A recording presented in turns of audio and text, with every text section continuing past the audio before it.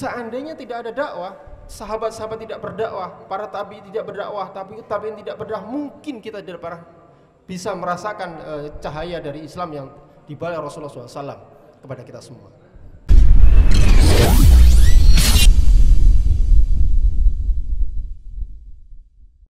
Assalamualaikum warahmatullahi wabarakatuh. Innal hamdalillah nahmaduhu wa nasta'inuhu wa nastaghfiruh wa na'udzu billahi min shururi anfusina wa min sayyiati a'malina. May yahdihillahu fala mudilla lahu wa may yudlil fala hadiya lahu. Asyhadu an la ilaha illallah wahdahu la syarika lahu wa asyhadu anna Muhammadan abduhu wa rasuluhu alladzi la nabiyya ba'da. Amma ba'du.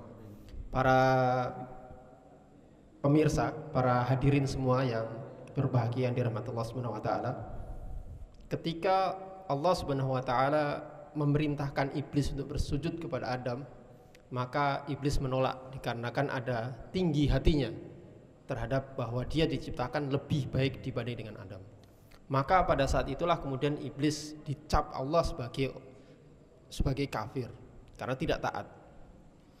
Yang dari sini kita bisa ambil pelajaran bahwa ternyata dari sisi keyakinan bahwasanya Allah adalah pencipta manusia dan alam semesta, iblis sangat yakin. Iblis sangat tahu persis karena iblis pernah bertemu langsung dengan Allah SWT. Tetapi yang harus dicatat adalah bahwa konsekuensi dari keyakinan itu kemudian apa? Yaitu yang harus dicatat bahwa konsekuensi dari keyakinan itu adalah taat kepada Allah SWT. Ya, tidak bisa kemudian seseorang mengaku yakin pada Allah tetapi menolak semua syariah, menolak semua konsekuensi dari keimanan tersebut. Ya, itu tidak bisa dikatakan sebagai orang yang ya beriman atau sempurna keimanannya, kan gitu. Nah, ketika seseorang yakin bahwasanya Allah SWT pencipta segala sesuatu dan Allah menurunkan risalah kepada kita, maka konsekuensi dari keimanan kita adalah taat kepada Allah SWT, juga taat kepada Rasulullah SAW sebagai utusan Allah kepada manusia. Nah, kemudian apa yang harus ditaati? Maka semua hal itu yang diperintahkan Allah SWT harus ditaati dan semua hal yang dilarang Allah harus dihindari. Nah, inilah kemudian kita kenal sebagai takwa. Nah, salah satu kemudian dari perintah Allah itu adalah perintah untuk berdakwah. Nah, jadi dakwah itu ya perintah Allah SWT. Salah satu kewajiban kita supaya kita menjadi orang-orang yang kemudian bertakwa karena menjalankan salah satu dari kewajiban Allah dan juga nanti berusaha untuk menjalankan kewajiban-kewajiban yang lain. Dan dengan dakwah itu pula lah kemudian umat ini bisa disarkan bahwasanya ada banyak perintah dan larangan Allah yang harus dikerjakan oleh manusia. Yang tentunya yang meyakini Allah Subhanahu wa taala, yang enggak yakin ya wajar kalau kemudian mereka tidak taat dengan Allah Subhanahu wa taala. Maka sesungguhnya ketika dakwah itu dijalankan, ya semestinya itu adalah merupakan wujud dari keimanan, wujud dari ketakwaan pada Allah SWT, di mana dia menjalankan satu perintah Allah, yaitu menunaikan dakwah. Dan kewajiban itu adalah kewajiban yang mulia. Bahkan Allah sendiri kemudian mengancam ya di dalam surat Al-Anfal 25, a'udzubillahi minasyaitonirrajim, fattaqu fitnatal la tusibanal ladzina dzalamu minkum khassah fa'lamu annallaha syadidul iqab. Bahwasanya hati-hatilah terhadap fitnah yang tidak menimpa hanya pada orang-orang zalim di antara kalian. Artinya ketika Allah sudah menurunkan azab, menurunkan balaknya kepada manusia, maka tidak pilih-pilih apakah orang itu soleh ataukah itu zalim. Semua diratakan Allah SWT apakah dia soleh atau tidak. Semua diratakan oleh Allah bahwa semuanya kena balak dari Allah SWT. Maka artinya bahwa ketika di dalam hadis Rasulullah SAW, ketika amar ma'ruf nahi mungkar, ketika dakwah tidak dikerjakan dan ketika kerusakan itu merajalela dan ketika Allah menurunkan balaknya, maka semua baik dia orang soleh untuk diri sendiri maupun tidak, maka Allah akan turunkan secara rata kepada mereka semua. Maka ini menjadi ancaman yang cukup. Bahkan di dalam akhir ayat itu disebut fa'lamu annallaha syadidul iqab, ketahuilah bahwa azab Allah itu sangat pedih. Maka itu adalah ancaman yang sangat keras pada kita yang memahami bahwa perintah dakwah itu menjadi sangat penting bagi umat ini. Bahkan dengan dakwah itulah kemudian Islam itu sampai kepada kita pada hari ini, di tempat ini, pada kita semua pada hari ini. Seandainya tidak ada dakwah, sahabat-sahabat tidak berdakwah, para tabi tidak berdakwah, tabiin tidak berdakwah, mungkin kita tidak pernah bisa merasakan cahaya dari Islam yang dibawa Rasulullah SAW kepada kita semua. Dan umat ini menjadi belah. Nah, kemudian sudah menjadi sewajarnya ketika kebatilan itu dilawan, ketika melawan kebatilan, ketika kebenaran diungkapkan dan kebatilan itu kemudian diperangi, maka akan ada reaksi balik dari orang-orang yang zalim, orang-orang yang justru mencari kezaliman. Mereka akan memberikan reaksi balik, mereka akan melawan, bahkan mereka kalau perlu ya dimusuhi. Para pengemban dakwah ini itu sudah alamiah seperti itu. Sebagaimana Rasulullah SAW ketika berdakwah pun Rasulullah kemudian dimusuhi dan diperangi oleh orang-orang kafir Quraisy yang mereka pada saat itu belum menerima, bahkan mereka memusuhi dakwah Rasulullah SAW. Apalagi kemudian yang didakwahkan adalah dakwah untuk penerapan Islam secara total, secara kafah, untuk menjadikan manusia, untuk mewujudkan manusia menjadi takwa dengan menjalankan semua perintah Allah dan menjauhi semua larangannya. Nah, ini tentu tidak ada pengecualian. Semua perintah Allah itu tidak bisa dipilih-pilih, mana yang enak, mana yang tidak, mana yang aman, mana yang tidak. Semua harus dikerjakan, harus dilaksanakan. Oleh karena itu akan menyangkut seluruh aspek kehidupan, baik di dalam urusan pribadi sampai urusan politik atau urusan siasah. Tidak hanya siasah di dalam negeri, tapi siasah di luar negeri. Maka sudah sangat sewajarnya ketika hal ini terjadi, pendukung-pendukung kezoliman, pendukung-pendukung kekufuran itu akan melakukan reaksi balik. Mereka akan melawan, mereka akan memusuhi, mereka akan mempersekusi.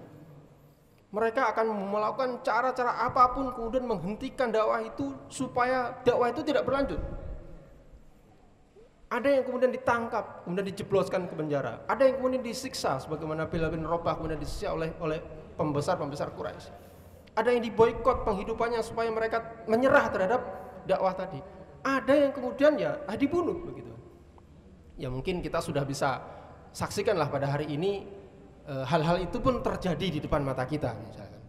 Ya banyak artis kemudian ditangkap, kemudian dipersekusi, ada yang dipenjara, ada yang dikriminalisasi, bahkan ada yang dibunuh gitu. Ini adalah sesuatu yang sangat wajar, sangat alamiah, bahwasanya para penyeru kebenaran itu akan berhadapan dengan para penyeru atau pendukung kezaliman. Maka ya harus maju terus, tidak boleh kemudian surut atau mundur. Apa jadinya seandainya Rasulullah SAW dan para sahabat ketika waktu itu dihadapkan pada kerasnya penguasa Quraisy, kemudian ya sudahlah, kalau gitu kita nyerah saja, kita aman-aman saja, kita menyelam saja, kita diam-diam, kita tiarap saja begitu kan. Tentu telah tidak akan pernah menang, tidak pernah dimenangkan oleh Allah itu cahaya Islam di Jazirah Arab, bahkan kemudian sampai pada hari ini. Dan tentu saja setelah itu bukanlah hal yang mudah pula ketika Islam itu disebarkan seluruh penjuru dunia. Banyak juga tantangan dan hambatannya. Tetapi ya kita bisa saksikan di dalam sejarah perjalanan kaum muslimin, para sahabat dan para pengikut-pengikutnya setelah itu, ya mereka tidak menyerah dengan hambatan-hambatan dan juga tantangan. Bahkan mereka akan seberangi lautan, bahkan mendaki gunung untuk menyampaikan dan mengkabarkan akan ajaran Islam tadi. Oleh karena itu para ikhwan rahmatullah, para pemirsa yang berbahagia, para hadirin yang dirahmati Allah Subhanahu wa taala, maka ya yang harus kita tempuh ya, suka pun tidak suka harus kita tempuh. Risiko harus kita hadapi. Kita harus yakin bahwasanya qada atau qadar Allah Subhanahu wa taala itu berlaku atas kita semua. Kita tidak akan pernah celaka kalau Allah menetapkan bahwa kita akan selamat. Demikian pula sebaliknya, kita tidak akan pernah selamat ketika Allah sudah menetapkan kita akan celaka. Maka tidak ada urusannya dengan aktivitas-aktivitas yang sudah kita lakukan. Meskipun secara logika kita itu adalah sesuatu yang kemudian membahayakan, tapi ketika Allah menyelamatkan kita, maka kita pun akan selamat. Secara logika, Nabi Musa itu secara hitungan akal itu tidak akan mungkin bisa melawan pasukannya Fir'aun. Sudah terjepit di pinggir lautan, di depan ada pasukan, di belakangnya ada laut. Secara logika tidak akan masuk akal. Apalagi disuruh kemudian memukulkan tongkat. Apa fungsinya memukul tongkat kalau kita hanya berpikir tentang logika kita?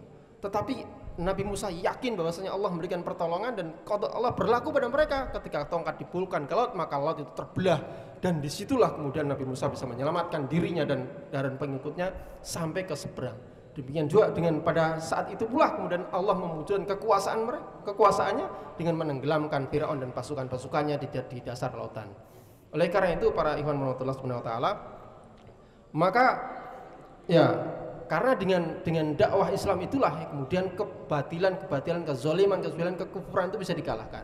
Jika pada hari ini kita sulit, kita bisa hidup kita serasa sesak, kemudian banyak kekufuran kita bisa saksikan, baik dari sisi sosial, di dalam ranah keluarga, di dalam ranah masyarakat, di dalam ranah politik maupun pemerintahan, atau di dalam ekonomi, atau dalam hal yang lain, maka untuk bisa menghilangkan kezaliman itu satu-satunya dengan jalan dengan Islam, dengan dakwah Islam, menyebarkan dan memahamkan umat ini dengan Islam. Karena apa? Karena Islam adalah rahmatan lil alamin, Islam ini adalah agama yang sempurna, dan Islam inilah agama yang diturunkan Allah SWT kepada Muhammad untuk mengatur seluruh urusan manusia, dan Allah lah pencipta manusia. Maka ketika Allah menurunkan aturannya, pasti aturan-aturan itu adalah aturan yang paling sesuai dengan manusia. Maka untuk menyelesaikan semua persoalan manusia pada hari ini, maka tidak ada yang lain kecuali adalah dengan kemudian menerapkan Islam dan mendakwahkan Islam itu dengan masyarakat. Ya, sebelum ditutup ya kami ucapkan terima kasih dan jazakallah pada para pembicara yang hadir pada malam hari ini, telah bersedia meluangkan waktunya dan juga tenaganya di dalam rangka untuk mencerahkan umat. Mudah-mudahan dengan acara-acara seperti ini umat semakin sadar, semakin paham akan urgentitas dan jati dirinya sebagai seorang muslim dan sebagai seorang yang telah mengakui dan meyakini Allah Subhanahu wa taala adalah sebagai pencipta alam semesta, Allah Subhanahu wa taala Tuhannya, dan Allah itu yang menurunkan risalah. Dan mudah-mudahan dengan ini kemudian umat ini menuju kepada konsekuensi dari akidahnya, itu menerapkan Islam dan menjalankan seluruh perintahnya dan menjauhi larangan. Barangkali itu yang mungkin bisa kami sampaikan pada malam hari ini. Mudah-mudahan bermanfaat. Billahi taufiq wal hidayah. Assalamualaikum warahmatullahi wabarakatuh.